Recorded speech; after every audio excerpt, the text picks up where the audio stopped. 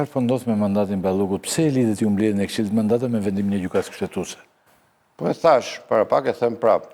Pra, ne kemi një vendimarrje të Parlamentit shqiptar, e cila në radhë parë të politikës shqiptare, e cila i ka zhveshur deputetët nga imuniteti.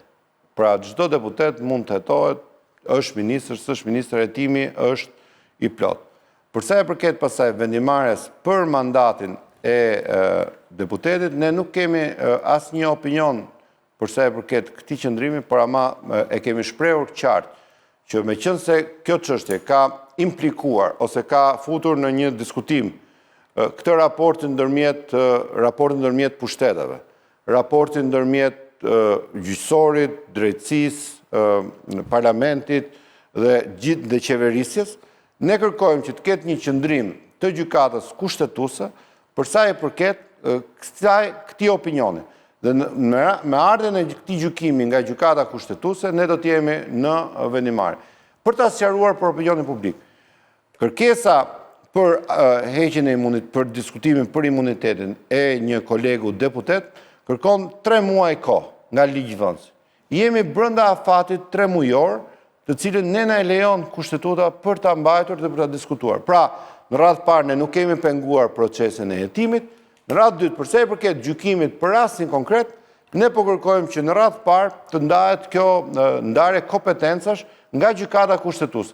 Dhe është padyshim e vërtet që historia në Shqipëri vjen e përsëritet që demokracia e re, qëndrime të herpasershme, kanë bërë shumë ngërçe juridike që duhet të zgjidhë gjykata kushtetuese, e cila ka një qëndrimin e saj mbi këtë situatë, por në asnjë rast ne nuk kemi thënë që pengojmë hetimin, gjykojmë mbi hetimin dhe po presim një vendim të gjykatës kushtetuese që pastaj komisioni i mandateve të bëjë gjykimin për këtë dhe pastaj të shkojë seancës, kur në rastin konkret nuk kemi asnjë rast dhe kjo është për ta thënë se çfarë keni thënë nëpër studio, nuk e ditë juve, po çfarë thuhet nëpër studio që është një rast që gjykohet për korrupsion, nuk është një rast që gjykohet për korrupsion për një deputet të Parlamentit të Shqipërisë, është një rast që ka të bëjë me mënyrën e funksionimit të situatave të caktuara, të cilat do gjykohen në vazhdimsi nga një diskutim që është shumë normal. Dhe pse duhet të jetë kjo urgjencë, bëheni brenda ditës, pse se bëheni brenda ditës? Kemi thënë, po presim gjykata kushtetuese, do marrim vendimin për katës në Parlamentin e Shqipërisë. Shumë e thjeshtë situata, ujë dhe sapun. Nuk ka asnjë pretendimi që digjen afatet. Po jo, afati është 3 mujor. 3 mujor. Po nuk pse u diçka në afatet? Nuk digjen afatet. Gjykata kushtetuese është mbledhur, do marrim një qëndrim në saj, në brenda afatit 3 mujor do marrim gjykimin tonë.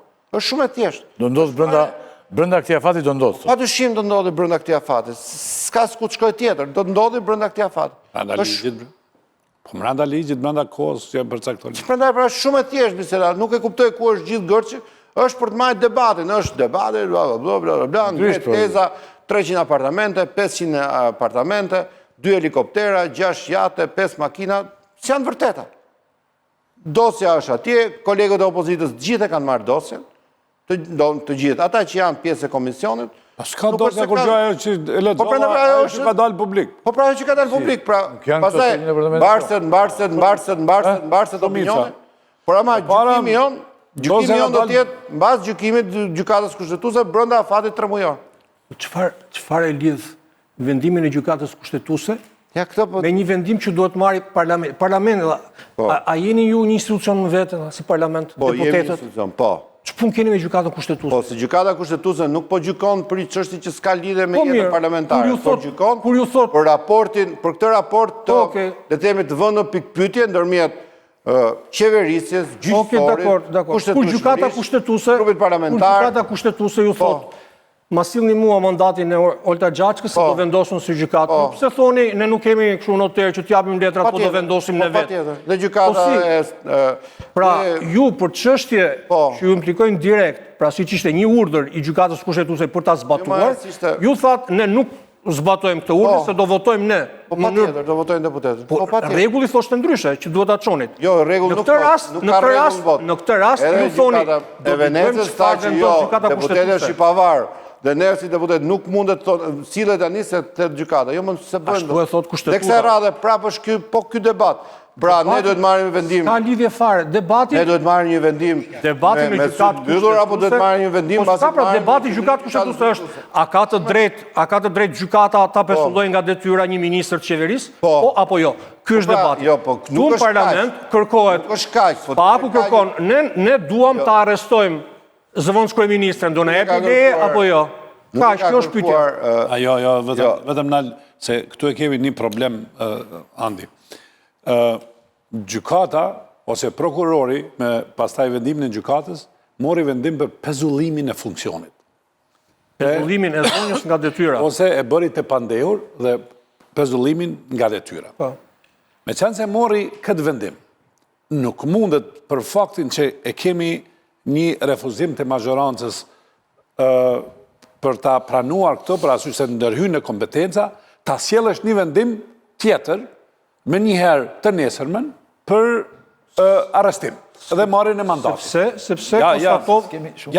Se kam dhe 2-3 pyetje tjera. Dhe unë mendoj që kjo ngutje e bën të dyshim pastaj rastin, edhe dëshirën ose profesionalitetin e prokurorisë. Okej, kjo ngutje ka këtë nuancë të kjo. Po kjo zvarritja këtë matan, çfarë nuancë tjep? Cila zvarritja? Zvarritja pra që presin kushtetuesen. Kushtetuesja rri në heshtje, thot çfarë do bëj parlamenti? Jo, zgjedh pra brenda 3 muajve, brenda 3 muajve thot kjo. Se kjo pastaj është loj ping-pongu. Kam dhe 2 pyetje tjera. Jo, e kemi një, a mundem një minutë apo jo? Kemi 3 raste ose 4 ku prokuroria ka vendosur arrestimin e njerëzve dhe i bati 1 vjet në burg. Ilir Meta, këtu, dhe janë presedane shumë të rrezikshme. Dhe fakti se këto presedane tregojnë se nuk ka mjaftueshëm Ta njëra Rançani na pengon sindikata, tha. Po sindikata normal se kaq kohë të kalën dispozicion. Kush është sindikata? Në gazetarëve. Gazetarëve o vëlla, ndalon të vazhdosh emisionin 5 orë. Okej, atëherë ndërpresëm, s'ka ky është debat tjetër. Jo, kam edhe 2. Tjetër pra, po i bëra 2-3 pyetje, e di pse shtova 3 pyetje unë. Qisa dishti, sepse sot Partia Demokratike u troq nga tërheqja. Kthye mbrapa prap. Me që u kthye Partia Demokratike do vej nesër, mund tash më shkurtuar shumë emisioni. Po tani po më zgjatet shumë. Tani, me që jemi këtu. Do dhe pa parashikueshme aty. Po, tani, me që jemi te kjo pikë tani. Nisë më more dhe pjesa parë, do të kisha të ka i debati pjesë, shumë i bukur. More do më kapesh edhe me Agronit. Ja, to debat me ishte një lapajt, o zotri, dhe të binte